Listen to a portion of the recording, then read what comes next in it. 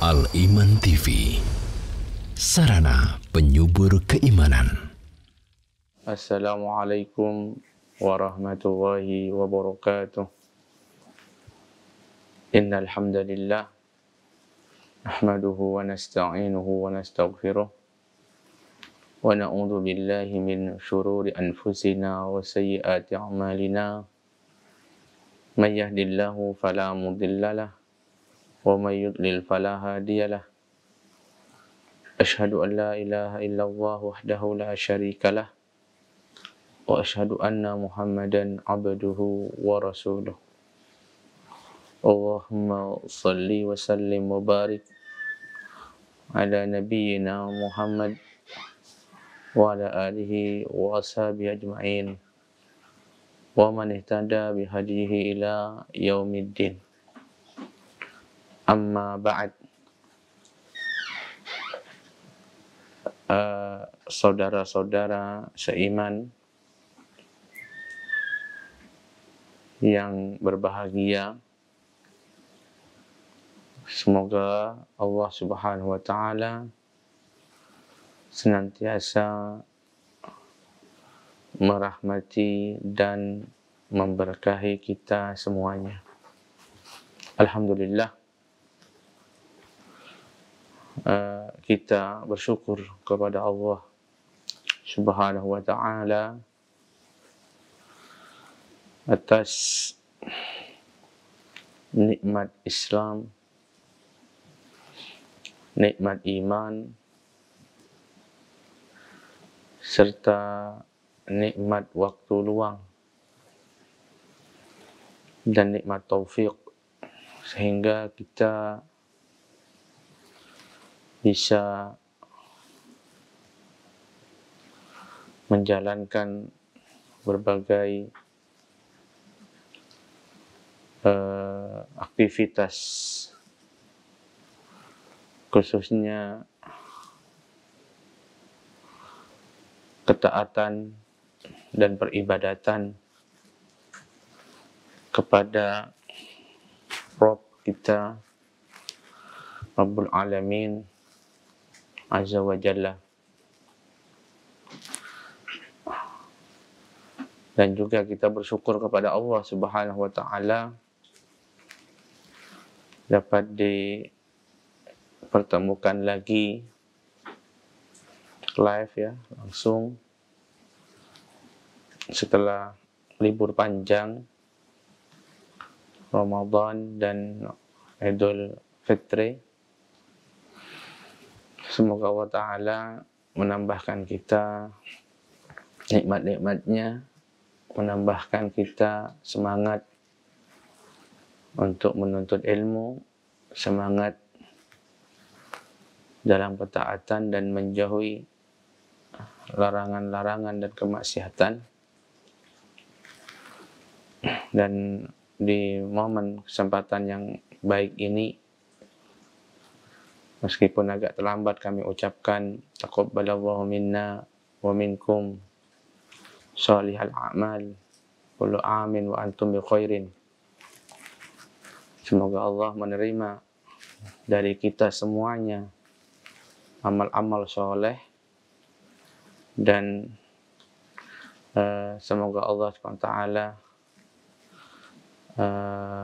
memberkahi kita semua, memberikan kita semua kebaikan sepanjang tahun kita.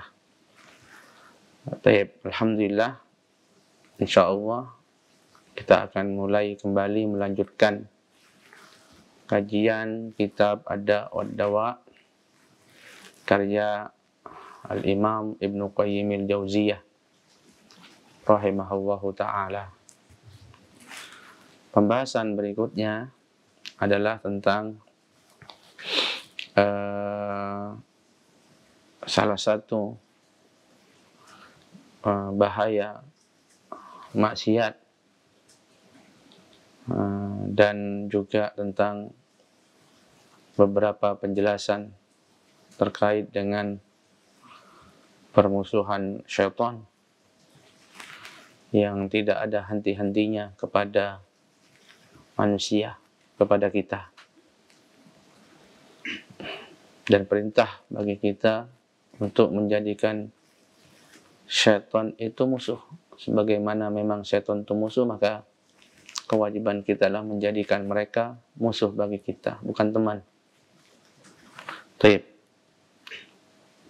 Al-Imam Ibnu Qayyim rahimahullah ta'ala mengatakan, maksiat adalah bantuan atau amunisi yang diberikan oleh manusia untuk menguatkan musuhnya dalam permusuhan kepada dia, yaitu syaitan, dan merupakan pasukan yang menguatkan musuh untuk memerangi mereka. Jadi, ikhwani fillah, maksiat yang kita lakukan itu sebenarnya adalah bantuan kita untuk musuh kita dalam memerangi kita.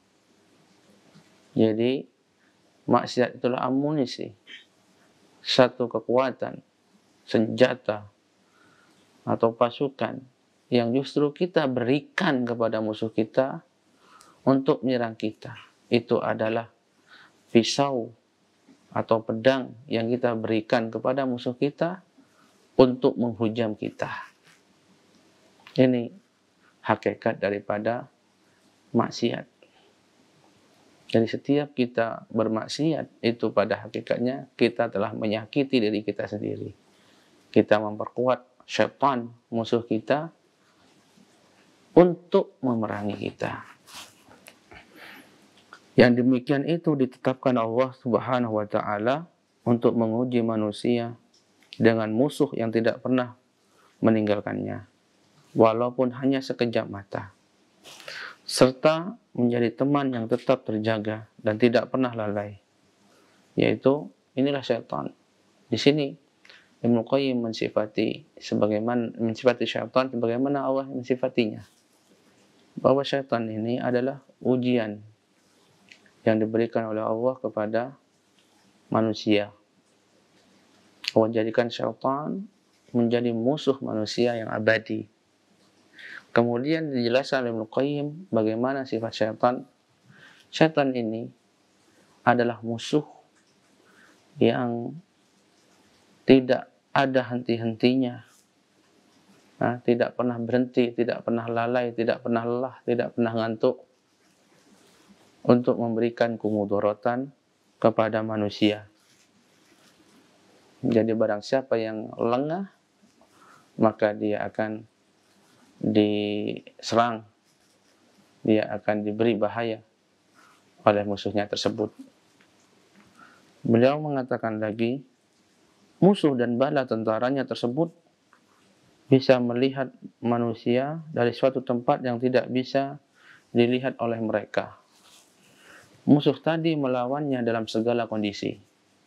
Setiap kali musuh itu mampu memiliki kesempatan membuat makar terhadap manusia tadi, tentu saja ia akan melakukannya dengan meminta bantuan kepada keturunan moyangnya, yaitu syaitan dari kalangan jin, juga kepada selain mereka, yakni syaitan dari kalangan manusia.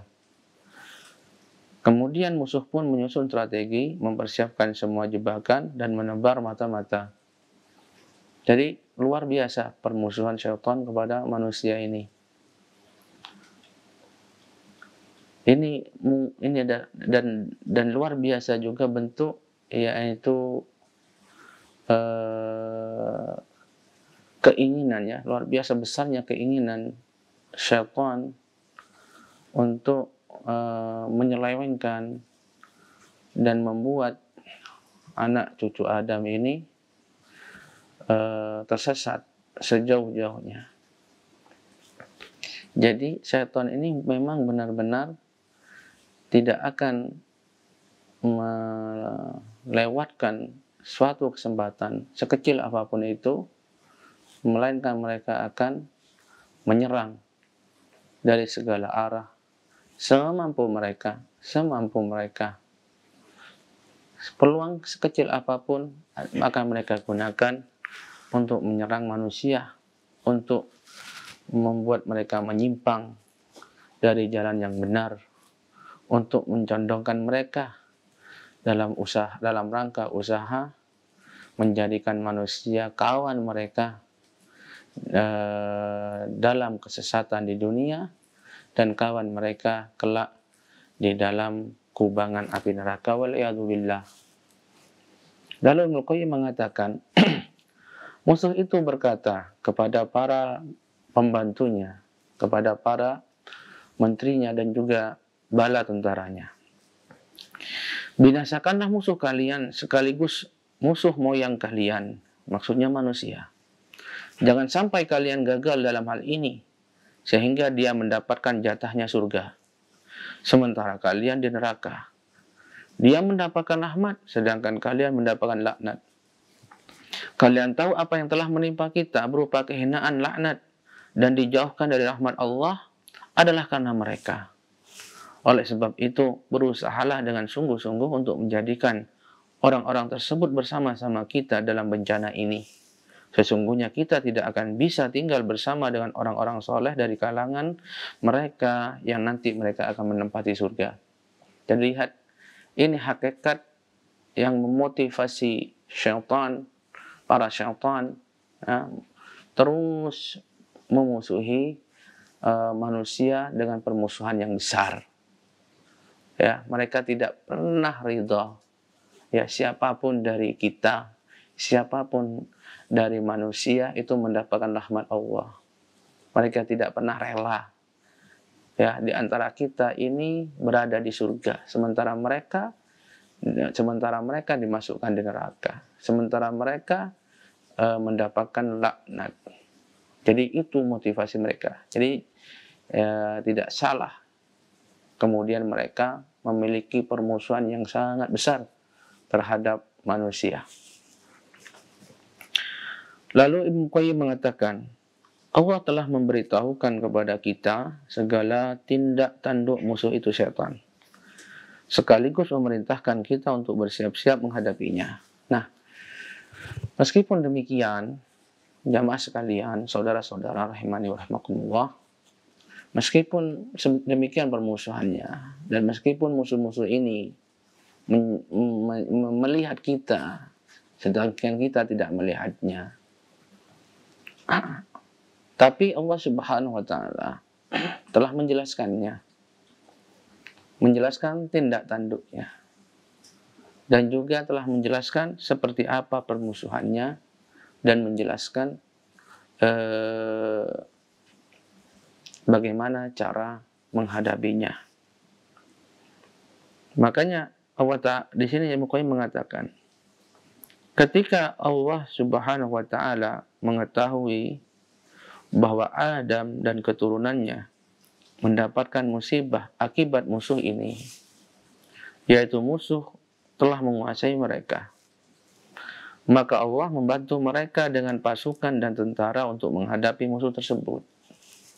Akan tetapi ternyata musuh manusia tadi juga dibantu dengan pasukan dan tentaranya. Baik, ini yang juga harus kita ketahui, teman-teman. Apa itu? Bahwasannya dalam ujian ini, dalam ujian menghadapi permusuhan terhadap syaitan, kita harus tahu juga bahwasanya Allah Ta'ala telah mengirim untuk kita, yaitu teman-teman yang mendukung kita, yang akan membela kita, akan membantu kita.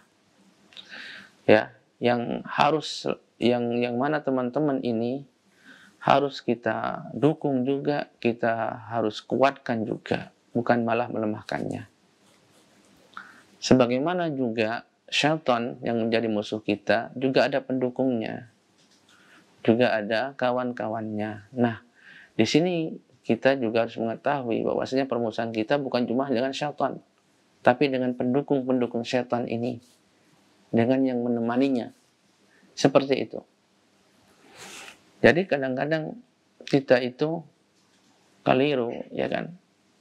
Keliru. Kadang menganggap musuh kita hanya si A, padahal B dan C ini temannya. Kemudian kita pun hanya khawatir dengan A saja, dan tidak khawatir terhadap B dan C. Padahal B dan C adalah kawan dari A. Nah, Kalau kita benar-benar bermusuhan dengan A, maka kita musuhi A dan teman-temannya, termasuk B dan C, demikian. Lalu Al-Imam Al-Qayyim melanjutkan, Allah Subhanahu wa taala mensyariatkan jihad sepanjang hayat di dunia. Baik. Perhatikan. Allah Subhanahu wa taala mensyariatkan jihad. Jihad berperang, peperangan ini. Sampai kapan? Sepanjang kehidupan dunia. Jadi sampai kita mati. Setiap insan, setiap muslim itu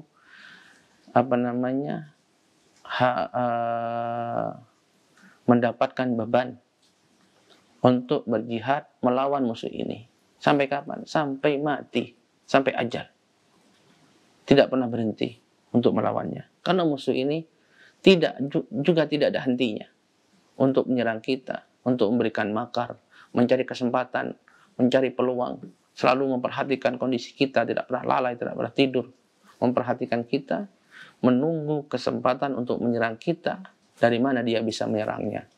Sampai kapan? Sampai kita mati. Selama kita masih ada dalam kehidupan dunia ini. Makanya Ibnu Qayyim menegaskan bahwasanya syariat jihad dalam peperangan ini itu sampai mati. Kata beliau, Allah mensyariatkan jihad sepanjang hayat di dunia ini, yang jika dibandingkan dengan akhirat hanyalah seperti satu nafas dari nafas-nafasnya. Masya Allah. Di sini juga kabar gembira, teman-teman. Meskipun Ibnu Qayyim mengatakan di sini jihad ini, ya, itu sampai kita mati. Selama kita hidup dunia ini, beliau mengabarkan bahwasannya hakikat dari jihad ini hanya sebentar, sangat sebentar, dibandingkan kehidupan akhirat yang panjang kekal abadi di sana. Maka beliau kabarkan sini hanya seperti satu kali nafas, ya, dibandingkan dari nafas-nafas dalam kehidupan akhirat. Berarti hanya sebentar saja. Oleh karena itu sabar, kewajiban kita adalah sabar dalam jihad melawan permusuhan kita terhadap syaitan yang durhaka ini. Kata beliau, kita lanjutkan perkataan beliau. Allah Ta'ala membeli harta dan jiwa kaum mukminin dengan surga. Ini di sini mengabarkan bahwasanya dalam jihad ini kita harus berkorban dengan jiwa, dengan harta, hingga mereka berperang di jalannya, lalu membunuh atau terbunuh.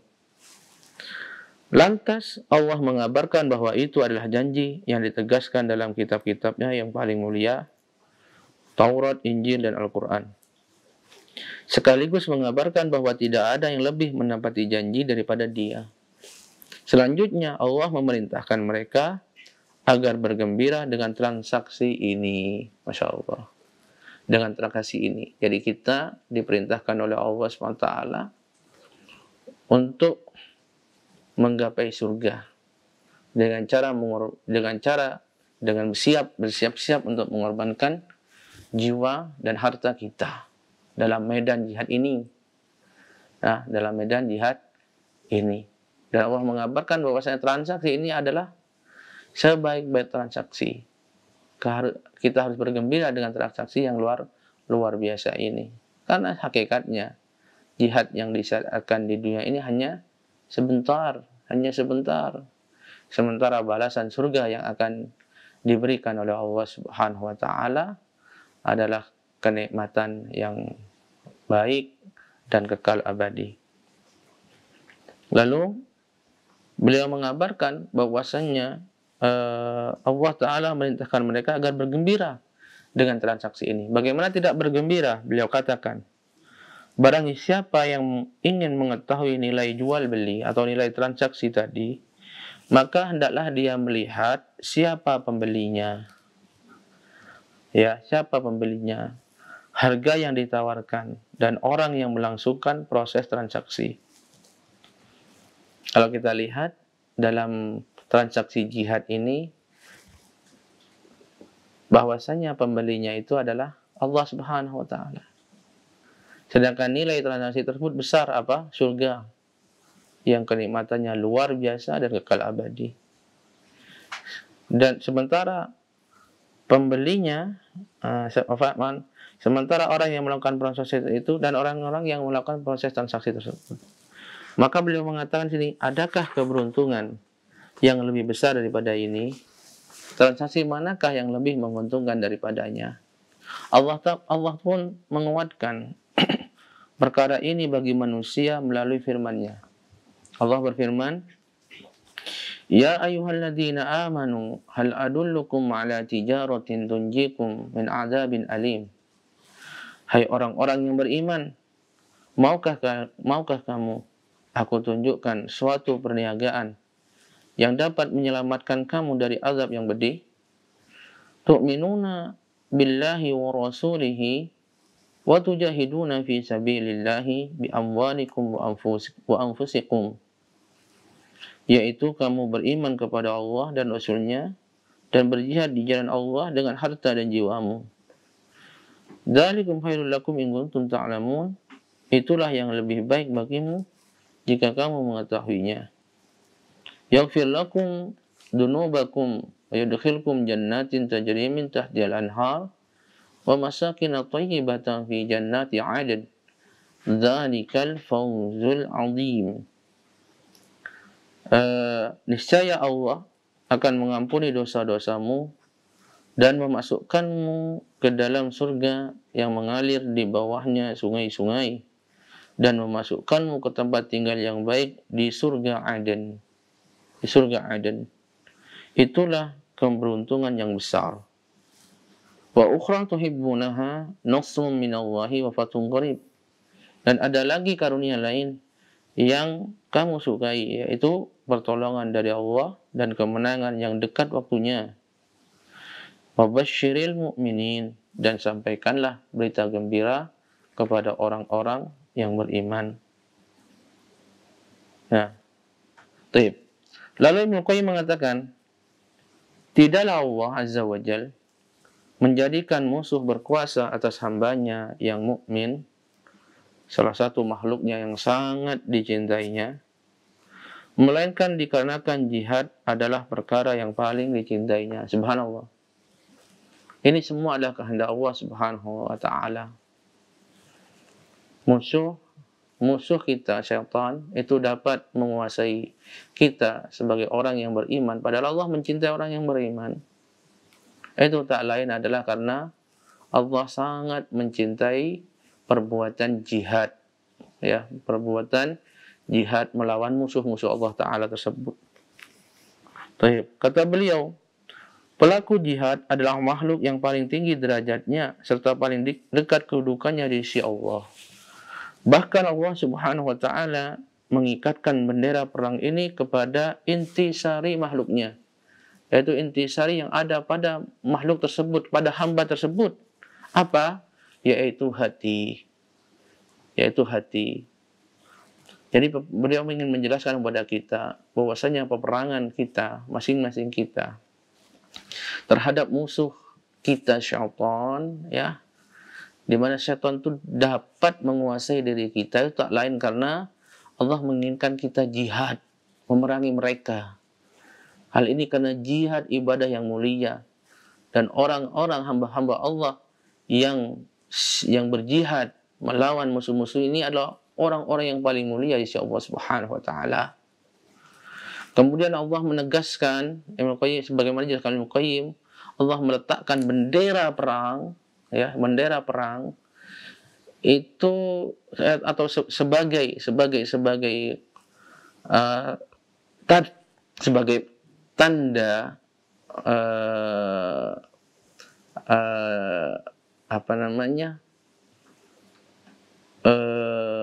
panglima perang pada diri kita. Yang memegang bendera itu adalah diletakkan pada intisari atau pusat utama yang ada pada anggota tubuh kita, yaitu hati. Yaitu hati. Kenapa hati? Beliau jelaskan karena hati merupakan tempat mengenal Allah, mencintai dan menyembahnya. sekaligus tempat keikhlasan, tawakal dan taubat. Insyaallah. Urusan perang ini Allah wakilkan kepada hati. Lalu dia menolong dengan pasukan dari kalangan malaikat yang selalu menyertai kaum mukminin. Subhanallah. Masyaallah, teman-teman yang dirahmati oleh Allah Subhanahu wa taala, ditegaskan di sini bahwasannya inti dalam peperangan melawan musuh syaitan itu ada pada hati kita. Makanya kewajiban kita ketika kita ingin menang adalah menjaga hati kita. Dan ketahuilah bahwasannya syaitan yang menyerang kita dari segala arah penjuru itu tujuannya adalah menguasai hati kita. Bisa jadi setan tuh menyerangnya lewat pandangan kita, lewat tangan kita, lewat lisan kita, atau pendengar kita, atau yang lainnya. Namun intinya yang akan dihancurkan dan dikuasai dan dilemahkan itu adalah hati. Kemudian Allah Ta'ala juga akan meneguhkan dan menguatkan setiap mukmin, setiap insan itu dengan malaikat. Malaikat ini diantara yang nanti akan selalu membisikkan kebaikan, dan membisikkan untuk mengajak kebaikan sekaligus menghalang-halanginya daripada keburukan. Jadi itu yang inti yang harus kita ketahui. Kapan hati kita kuat serta malaikat yang mendampingi kita ini juga kuat, maka kita akan memenanginya. Tapi sebaliknya jika hati kita lemah, sebagaimana juga malaikat ini menjauh dari kita, maka kita akan dikuasai oleh syaitan, yaitu sesuai dengan lemahnya hati kita. Jadi di sini dikabarkan Ibnu Qayyim bahwasanya urusan perang ini Allah wakilkan kepada hati, lalu Allah menolong pasukan dengan pasukan dari kalangan malaikat yang selalu menyertai kaum mukminin. Sebagaimana Allah kabarkan dalam surat Ar-Ra'd ayat 11. Lahum mu'aqibatum min baini yadayhi wa min khalfihi yahfadunahu min amrillah. Bagi manusia ada malaikat-malaikat yang selalu mengikutinya bergiliran di muka dan di belakangnya. Mereka menjaganya atas perintah Allah. Teman-teman, para malaikat tersebut datang silih berganti. Jika sebagiannya pergi, maka datanglah sebagian yang lain untuk mengokohkannya, untuk menguatkannya, menyuruhnya mengerjakan kebaikan, mendorongnya, menolong dan menjanjikannya kemuliaan di sisi Allah. Mereka berkata kepadanya, sungguh ini hanyalah kesabaran sebentar, sedangkan engkau akan bersenang-senang untuk selamanya. Begitu yang selalu dibisikkan oleh para malaikat di hati orang-orang yang beriman. Bersabarlah menghadapi jihad ini. Bersabarlah dalam ujian ini. Sesungguhnya ujian ini hanya sebentar. Hanya sampai ajalmu. Beberapa tahun saja. Beberapa hari saja. Sebulan atau 1 tahun, 2 tahun, 10 tahun, 50 tahun, 60 tahun, 70 tahun. Sebentar.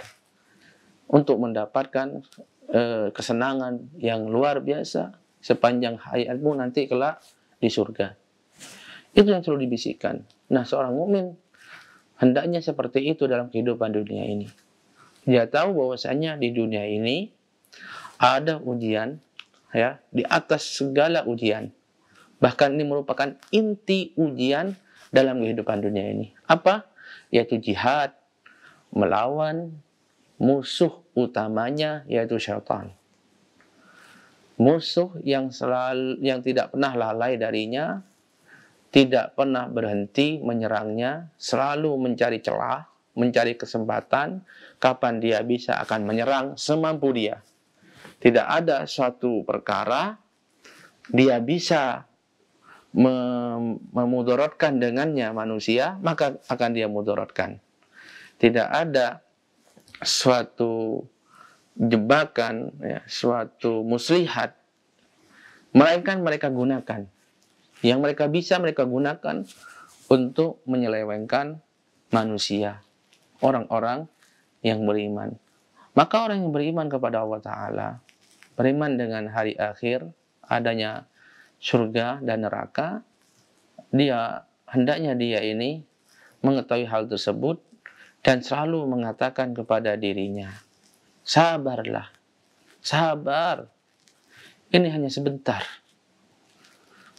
Sabarlah jiwaku, sabarlah hatiku, ini hanya sebentar. Ujian ini nggak lama, hanya sampai kita meninggal, hanya dalam kehidupan dunia kita itu sebentar. Kemudian setelah itu bersenang-senanglah kalian, bersenang-senanglah kalian dari setelah mati dan seterusnya. Sesungguhnya seperti itu hakikatnya.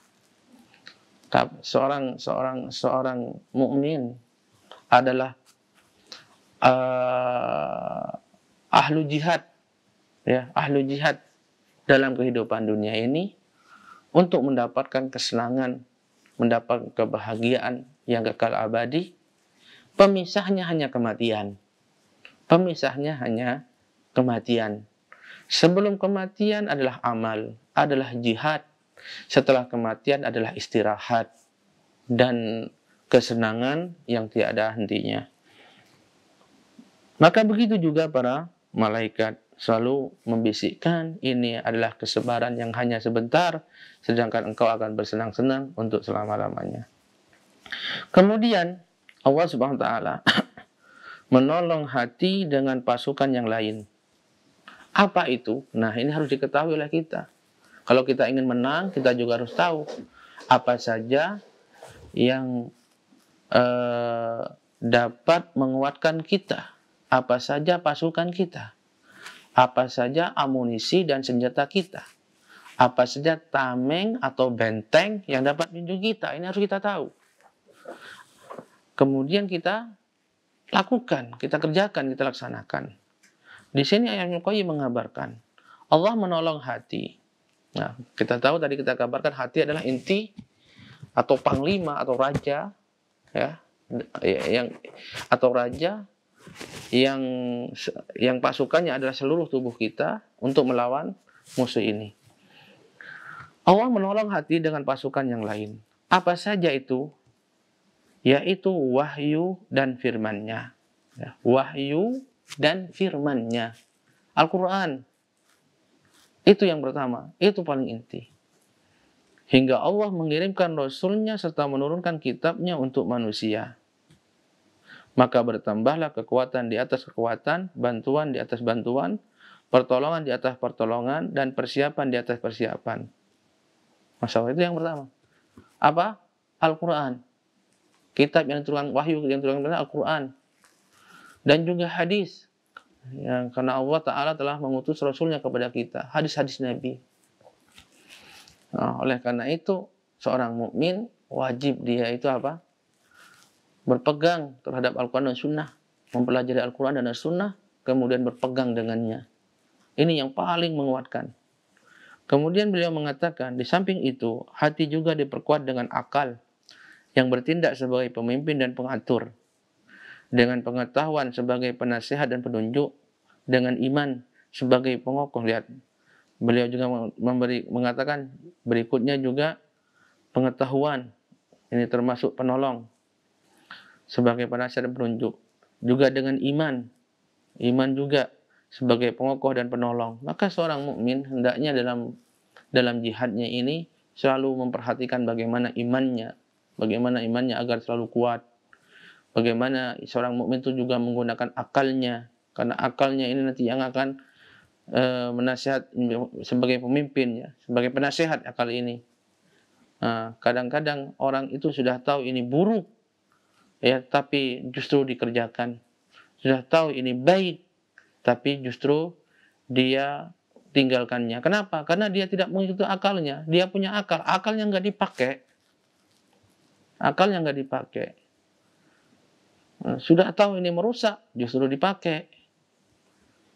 Justru dikerjakan, diikuti. Ini baik untukmu, baik untuk ke depanmu. justru ditinggalkan, lebih mengikuti hawa nafsu, lebih mengikuti kawan-kawannya, ya, lebih mengikuti lingkungannya. Nggak boleh, rusak dia rusak dua kali lipat. Beda dengan orang yang mengikuti karena nggak tahu. Ini dia tahu tapi nggak gunakan akalnya. Ya. Akal yang sehat itu mengajak untuk mengikuti yang baik dan bermanfaat, meninggalkan dan menjauhi apa yang mudarat dan mafsadah. Sementara orang ini tidak menggunakan akalnya.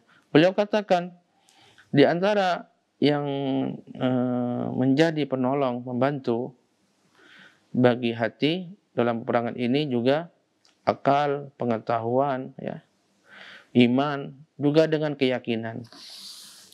Hingga seolah-olah ia melihat apa yang dijanjikan Allah kepada para wali dan golongannya atas musuh-musuhnya. Keyakinan. Kita dapati banyak kabar-kabar Allah mengabarkan ini dan itu. Barang siapa berbuat ini, maka bagi dia kenikmatan ini. Barang siapa yang melakukan dosa ini, maka ancamannya ini. Nah, keyakinan yang mantap, yang kokoh terhadap janji-janji, berita-berita seperti ini, itu diantara yang dapat membantu manusia menjadi kuat imannya, kokoh dalam menghadapi godaan dari musuh tersebut. Akal mengatur pasukannya, pengetahuan memberikan informasi tentang strategi perang dan posisi yang tepat. Iman mengokohkan, menguatkan dan menjadikannya sabar, dan keyakinannya membuatnya maju dan membawa orientasi yang benar. Baik. Selanjutnya Allah menolong pelaku perangan ini dengan kekuatan yang tampak dan tersembunyi. Dia jadikan mata sebagai pengamatnya, telinga sebagai pembawa berita, lisan sebagai penerjemahnya, serta kedua kaki dan tangan sebagai para penolongnya. Lalu Allah Subhanahu wa Ta'ala memposisikan para malaikat dan para pengusung arsy-Nya agar memintakan ampunan untuk manusia, memohon agar Allah menjaganya dari segala keburukan dan memasukkannya ke dalam surga. Hingga akhirnya Allah sendiri yang membelanya seraya berkata, mereka adalah golonganku. Ulaika hizbullah, sesungguhnya golongan Allah itu adalah orang-orang yang beruntung. Ala inna hizballah humul muflihun, sesungguhnya golongan Allah mereka adalah orang yang beruntung. Ulaika hizbullah ala inna hizballah humul muflihun, mereka adalah golongan Allah, ketahuilah bahwa sesungguhnya golongan Allah itulah golongan yang beruntung. Allah juga berfirman, wa inna jundana lahumul ghalibun, sesungguhnya pasukan kamilah bagi mereka adalah kemenangan. Baik. Allah juga mengajarkan para hamba tentang cara-cara jihad dan perangan ini. Pendidikan ini digabungkan dalam kata, ya ayyuhalladzina asmanu sabiru wasabiru warabitu wattaqullaha la'allakum tuflihun. Kata Allah SWT, wahai orang-orang yang beriman, bersabarlah kamu dan kuatkanlah kesabaranmu dan tetaplah bersiap siaga di perbatasan negerimu dan bertawakal dan bertakwalah kepada Allah supaya kamu beruntung. Nah, demikian mungkin yang dapat disampaikan dalam kesempatan ini. Karena waktu yang membatasi, insya Allah kelanjutannya akan kita sampaikan pada kesempatan yang lain. Ini yang dapat disampaikan dalam kesempatan ini. Wallahu ta'ala a'lam. Dukung channel kami dengan like, subscribe, dan aktifkan notifikasi agar kamu tidak ketinggalan video-video menarik lainnya.